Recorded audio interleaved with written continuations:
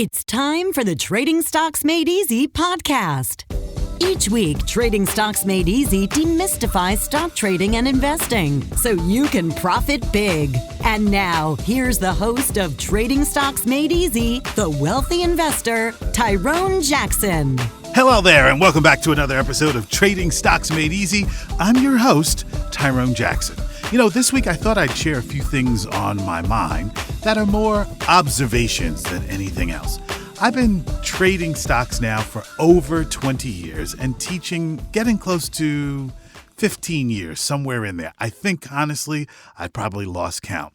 I've had the opportunity to help a lot of people make money in the stock market, and I am amazed at how many people quit. Yes, that's right, quit. In other words, they really don't stick around for the trading peaks and valleys. They just want a fast payday, and when they can't get a fast payday consistently, they are out. Now, you know as well as I do, even though the show is called Trading Stocks Made Easy, that trading and investing in the stock market isn't always easy. Why? Well, it's really a skill, but it happens to be a skill that can make you a lot of money if you're educated and if you are patient. So, I know a lot of people want fast money through things like cryptocurrencies, or they want the latest stock that's going to go from $10 a share to $800 a share, and then they'll be rich. Well, let me tell you something. Being rich and becoming rich is work. If you're one of those people that would love to live the good life and never have to work, well, guess what? That rarely happens. Unless, of course, you've inherited a business from your grandparents or your parents, or you're living off of a trust fund. For most people, they have to actively go about the process of creating wealth, and then the second step is sustaining it. So, if you're one of those people who wants to make a lot of money really quickly, you probably should not be listening to this episode or any episode of the Trading Stocks Made Easy podcast. Why? Well, most of the topics that I discuss on this show are really for those who are serious about building wealth, permanently changing their life, and being able to pass on a legacy of trading methodology that will work for your family and your kids for years to come. So, I am more of your long-term trading and investing guy, and we'll have a lot of fun and make a lot of money along the way. But as we do that, we also have the responsibility of what? Getting that financial education and also maintaining it as markets always change. So, let's talk about a little bit more of a longer-term approach to this whole game and what you're going to need to know going forward in the next 6 months to a year. You see, what nobody else tells you is that markets change, right? Now, I've discussed this topic on other episodes of Trading Stocks Made Easy, but it's going to become a lot more applicable and in your face if you have a trading account in the next 6 months to a year. 50 years ago, if you held oil stocks, you had a chance of really building a fortune.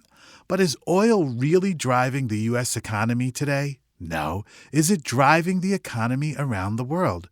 No. What's driving the world that we live in, that we can invest in today, that has potential for the future? It's technology. Now, one of the emerging technologies that's really got Wall Street very excited is, of course, solar, right? Because now the politics and the barriers surrounding solar have been broken down. Solar systems are going in at a cheaper and cheaper rate, and alternative forms to gasoline is also becoming an apparent long-term trend. So, when you're investing your money, we know that you need to have an eye for at least 2 to 5 years. So any stocks that I recommend or talk about, you should always have a 2 to 5 year time horizon, because that's where you're going to see the most progress and the most growth in that company. Okay?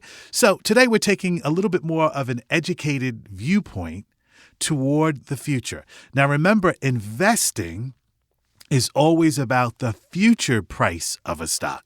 What will this stock or this series of stocks be worth in the future? So as we venture into a discussion about buying shares and holding them for a 2 to 5 year period, there's something that you should know if you're seeking to do very well for yourself and to be an educated investor. And the question I'm going to throw out at you today is, what sector are you most attracted to? So we know in today's stock market, one of the sectors that's still hanging around is oil. But as a sector, and what I mean by that, as a group of stocks, are oil stocks in favor? Are the big hedge funds and are the SPACs that are out there in the world, are they putting billions and billions of dollars behind the oil industry right now? No. So it doesn't matter how passionate you feel about that particular sector. It's a sector that's probably not going to explode in the next 2 to 5 years. You see, anytime you and I take our covered call premium or we liquidate a mutual fund and we put it into buying stocks directly, there should be a sector of the marketplace that we favor and that we study. Well, if you study these sectors and how the stocks that comprise the sectors move up, guess what? You stand a chance of building real wealth if your projections are in line with the sentiments on Wall Street. So oil right now, I think oil stocks are great to hold as part of, get this, an established portfolio. So we know in the world of wealth, there's something called wealth generation, where you're building your account up so you can say, hey, I'm rich and I have financial freedom. And there's wealth preservation, where you've already built your account up, you've hit your goal, and now you want stocks that preserve your wealth. I think oil stocks these days go in the wealth preservation category. And you see how we're talking about wealth accumulation and wealth preservation? Did you learn that in high school or college? No. You had to come to the Trading Stocks Made Easy podcast to get that financial education. So rather than being a person who's just looking for a fast buck, what is your eye towards the future? Right now, I don't see the oil sector growing exponentially, because Wall Street is putting its billions behind technology. Let me ask you this, because there's another sector in the market that is growing, and that sector is the gaming sector. Now, I'm becoming more and more famous for my ability to explain the market to the average person than anything else, and I'm very proud of that. So sometimes when I start to explain something like a sector, I break it down into very simplistic terms. Just go with me. I call this the Sesame Street approach to trading and investing. We've seen a shift in the last 7 years in the gaming sector, right? When I was growing up, for example, if my mother had any money left over at all, she would come from grocery shopping and say, hey, I bought a game here and I brought some batteries. And it was one of those handheld electronic football games. I don't know if anybody actually remembers that, where I would play and then I'd give it to my friend and he would play and he would give it back to me and he would score because I was terrible at all things sports. Oh my God, was I the worst at sports growing up, even electronic sports? Well, thank God my talents burst open later on in life, and it had to do with money and not so much sports. Anyway, that era of handheld gaming is still around, but it has blossomed into a brand new sector, which is online gaming. So now in the world that we currently exist in, you can play sports online electronically with people from all over the world. Now, gaming stocks as a sector have recently emerged in the past 2 to 5 years as being this hot sector to actually invest your money in, to invest in companies that are actually gaming stocks.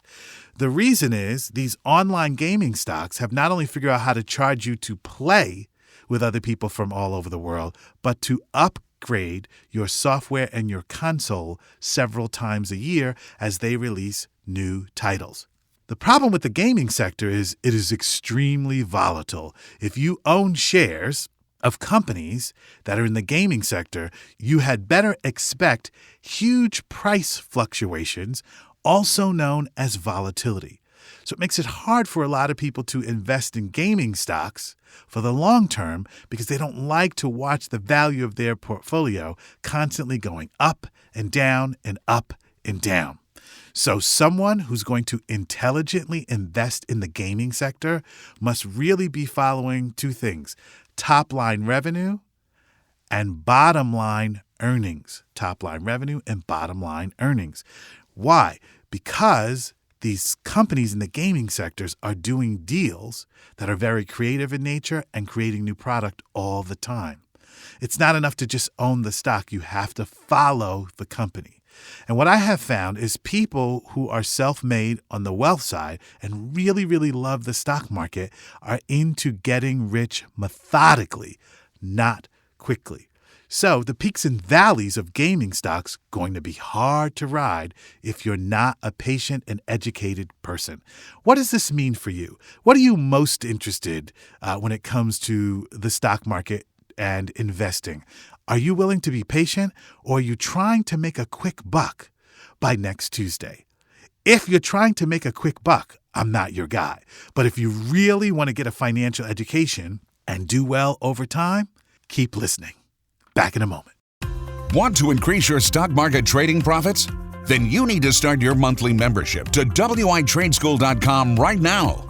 Don't understand how to write covered calls for monthly income? No problem. Simply review Tyrone's latest stock trades in our video library as many times as you need. WITradeschool.com is all about helping you get the financial education you need to earn money in the stock market and change your financial life.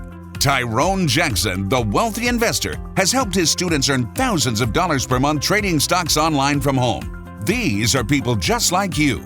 So what are you waiting for? Follow Tyrone Jackson's red-hot stock trades and investment strategies today. Don't wait. Start your monthly membership at WITradeschool.com right now. Now, on today's show, we're really talking about this idea of long-term money, long-term wealth, and not peaking out because you can't get your way in the stock market with a bunch of fast money trades all day long. The stock market shouldn't be treated as a casino at all. In fact, it's really a place for people who are strategic, who are patient. And guess what? Patience always pays off. Now, we've been talking about on this show this idea of sectors. Let's move on to another sector. How about the insurance sector? Well, you can't make it through a night of television without seeing a commercial for one of your favorite insurance brands, right? All of a sudden, this has emerged as a hot sector in the stock market. Why? Those insurance companies, and I won't name the names, they're all battling space for supremacy. So one company in particular has a female spokesperson, and you see her on all the time. Well, this campaign is doing so well, she's not only the female spokesperson, they have a cast around her, for those of you who know what I'm talking about, right? So the advertising agency wants you to feel almost like you're watching a television show these days. Other insurance companies have individual spokespeople who wear red shirts, by the way, and they're in every single Super Bowl commercial, and they give out tremendous discounts to people. I'll just put it that way, right? Well, did you know that you can own shares in some of these insurance companies?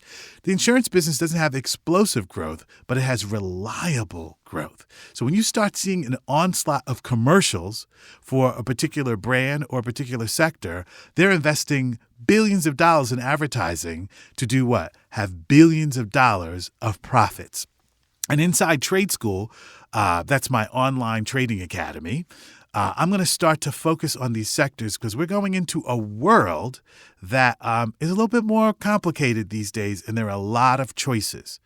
And not everything in your portfolio should be a fast money choice. It should be a nice growth choice. So you can pay for college, have a secure retirement, and totally and completely change your life because you made great investments today that'll pay off tomorrow. So we have a lot to look forward to in the next 2 to 5 years, but the insurance sector is one that I really like, not because of all the fast money trading that goes on there, but because of the potential for growth in the next 2 to 5 years. And finally, anybody who knows me, if you've ever been to any of the Wealthy Investor live events in New York and LA, you all know how much I personally favor the payment processing sector. Okay, so this payment processing sector holds a lot of promise. And one of the reasons that I love the payment processing sector, this cashless transaction on an app or online, is because there's a generation coming behind you and I that may never go to the mall.